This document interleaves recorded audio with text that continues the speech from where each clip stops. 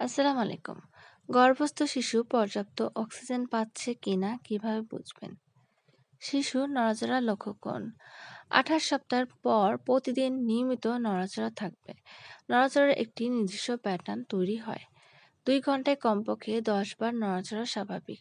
হঠাৎ নড়াচড়া কমে গেলে সতর্ক হন। হৃদস্পন্দন পরীক্ষা। স্বাভাবিক হার্টবিট মিনিটে 120 থেকে 160 বার হয়।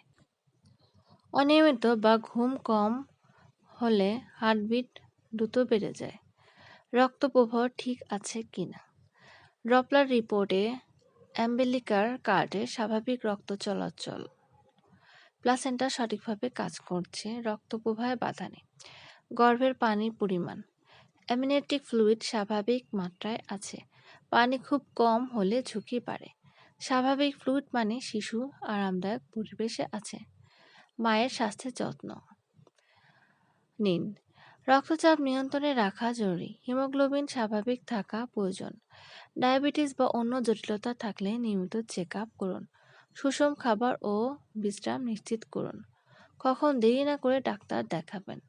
শিশুর নড়াচড়া হঠাৎ কমে গেলে, তীব্র পেট ব্যথা বা মাথা ঘুরলে, যোনিপথে রক্তপাত হলে, হঠাৎ পানি কমে যাওয়া বা লিক হলে, ঝাপসা দেখা বা তীব্র মাথা ব্যথা হলে।